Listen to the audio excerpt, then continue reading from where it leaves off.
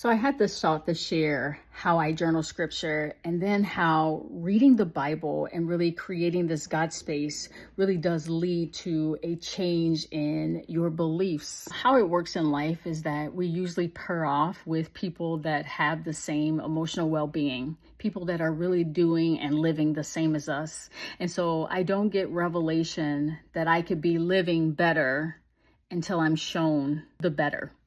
I'm doing a 21-day devotional on the Bible book, James. So James is written by Jesus' half-brother, James. Stop and share like this thought that Jesus' brothers did not initially believe that he was the Messiah, that God can really handle our doubt.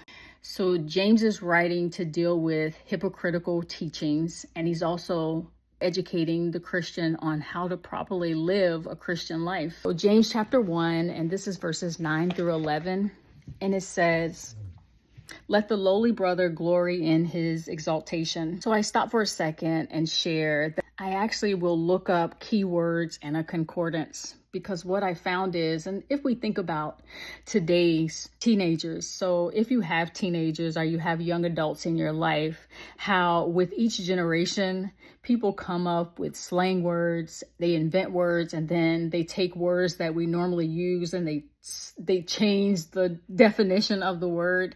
And so if we think that that changes from generation to generation, so if we can think of words that we used thousands of years ago, how can we bring them current and make them mean something now? So lowly brother, glory in his exaltation. It is a person that lives a very humble life. So they don't have very much, but they live from this elevated position in life. And so it appears that they don't have much, but they actually are living a very rich experience. Then James goes on to share, but the rich in his humiliation. Humiliation means low social standing. So it is a person that appears to have all the trappings of life, but they don't live and thrive in that life. And then James goes on to tell us why. Because as a flower of the field, he will pass away. For no sooner has the sun risen with a burning heat that it withers the grass. And so when I'm looking out and I have to derive all this beauty from life, from things outside of me, what I really find out is those things are very temporal. Those things are very temporary.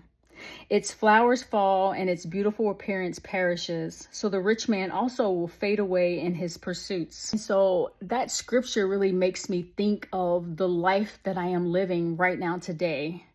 Do I have joy in this life? Do I feel happy with the life that I'm living?